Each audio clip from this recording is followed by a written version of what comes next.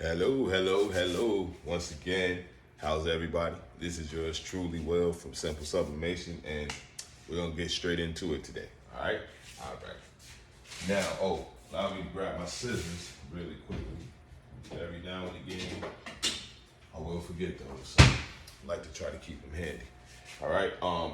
As usual, I have artwork already predetermined, and I have a couple of different selections here because I wanted to show you guys variations on ways that you can achieve the results that you want to. Now, cut this off really quickly. And I hope everybody's day is going amazing, you know, because that's all we can do is make sure that our day goes amazing. We can't let nothing get us down, right? Right. Okay, so I'm going to show you guys today how you can have an image that's exactly the size of the substrate, and then another one that you can use more print area. You basically overprint by like a ½ inch or more, right? So let's get straight into the substrate though, right? I already have the artwork cut out. So today this is a really neat one, and it's very small, so I wanted to share it with you guys. It's like a lapel pin. It's not like a lapel pin. This is actually a lapel pin, okay? So it comes with this part, of course, the little cushion insert. Let me see if you guys can see that. Pardon the white that blends in sometimes. I'm still working on the colors. And here's our disc. Now, this is the Unisub disc. Now, remember, if you were paying attention yesterday, when I was showing you guys Unisub discs, right? You always have to remember, if you have nails, use your nails. But if you don't have nails like me, you use your weeding tool, right? And we just bring our tool like this, and then we're looking for, there we are, the rivet, okay? All right, so our other substrate for today, this is an ID badge holder. And as you can see, I did some lanyards earlier. I've been trying to show you guys that like we do an array of custom products for executives, sometimes just regular business people. You don't have to be an executive. You can literally work anywhere that requires you to have an ID badge, and we can customize it. This one in particular does come, guess what, with another Unisub tab, and it's white also. So I'm gonna take the liberty of peeling this one, okay? I'm gonna show you guys one more time. You just go up under there. If you have nails, then you can do this with your nails. If you don't have nails and you're like then you must search for the rivet, right? Okay, so there it is. Just gonna go ahead and pull that off, you guys.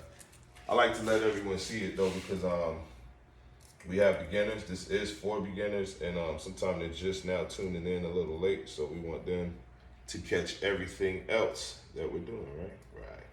Okay, so here we are. I do have parchment paper already set up, all right? And we're gonna get straight to it, you guys. So I'm gonna do the smaller one first. Well, actually, we're gonna do them both at the same time. Now, as you can see, here's the artwork. You guys gonna barely be able to see this, but I'll show you. Here's the artwork for the smaller one. Oh, can you see that? I know you can barely see it, but it's because it's less than ½ inch, guys. So bear with me. But if I get it up on the camera, do you see that? Hold on. Can we get that in there? Pardon my nail. Yeah. Okay. Well, I'll work on that. It's ABSO. It's my mother's sorority. It's a beautiful sorority. Let's just call it that. Not to get personal about anything. And I figured that other than that, I had a Miami Dolphins little logo for the lapel pin. But as you can see, I'm getting ready to show you guys.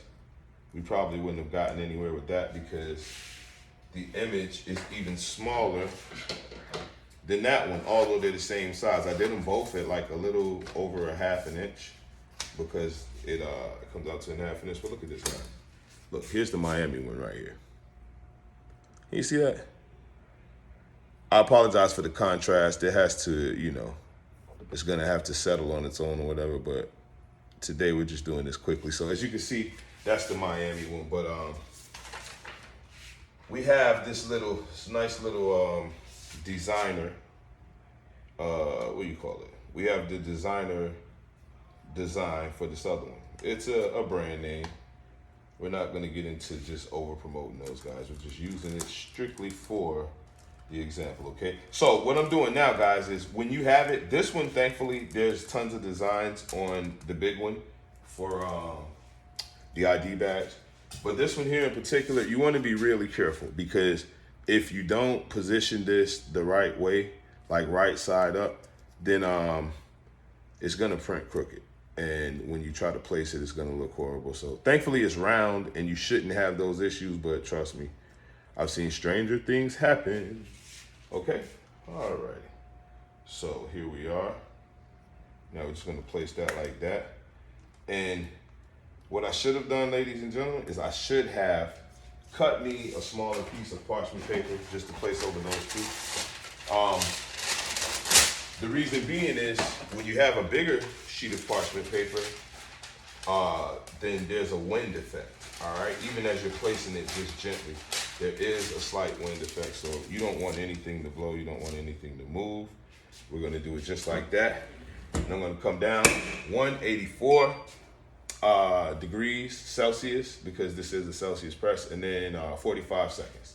Those are my desired time and temps. I'll always implore all of you guys, especially beginners, to get to know your press and find a time and temp that works for you, because it's going to make all the difference in your overall results, okay? All right. Now let me just get myself together here. I'm supposed to have another one. Here we are. All right. We have about 13 seconds left, guys, and I'll get straight to putting this stuff together. It's going to be a little warm. I might not have to use the gloves today, though, so, okay? All right. 2 seconds left. All right, so we're going to come up gently, guys, and just allow it to cool for a second. Like I said, those pieces, the Unisub pieces, are always metal, so you're going to want to let them cool. I do have the gloves, but they're so small, I'm not necessarily going to have to put the gloves on here. What I'm going to do is just actually pick it up. And we still lift and not shift, guys, okay? But these are so small, it's funny to say that. All right, okay. So we're just going to let this cool off for a second. All right. And as that's cooling, let me see here. I'm going to grab another disc and see if we could have some fun doing the Miami quickly. Hey, if you guys have paper, always do this. Don't ever just ball it up and throw it away. I wasted thousands of dollars of paper just throwing it away. Always use what you can reuse, right? That doesn't have ink on it, okay? And bear with me one moment as I search for the other disc.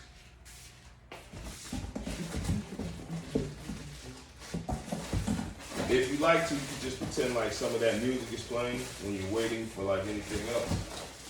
And I will be right back. Let's see. Oh, here we go.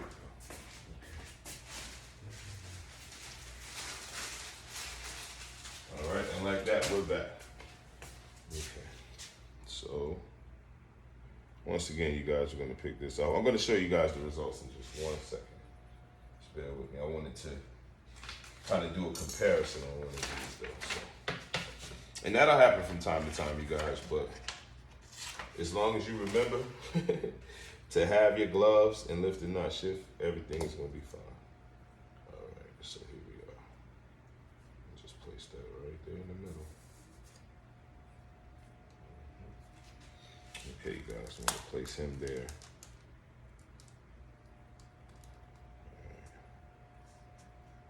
See, you see how quickly that moved? Even though I was barely touching it, it's tedious, guys. I'm not gonna lie to you. It seems a little. Some of these jobs are a lot easier than others, but it does get tedious at times. You just gotta kind of go with the flow. All right. No tape, because I am Mr. Invisible Tape, and I'll elaborate about that to you guys later. A lot of you guys who've been tuning in previously, you know. That's my thing. In sublimation, we do have tape. This is called heat transfer tape. I don't typically use that because, I don't know, I don't like the residue that it leaves. I know they have tapes that don't leave residue, but in me ruining dozens of items over the years, hundreds actually, yeah, I was just like, you know what, I'll take my chances. And I actually got better not using tape than using tape. So that's where the invisible tape or Mr. Invisible Tape comes from, because in the other groups that I used to shoot lives in, I never used tape. So yeah, but there are some products, you know, that are larger. If you're doing larger jobs, sometimes you may want to use tape, but it's your preference, honestly.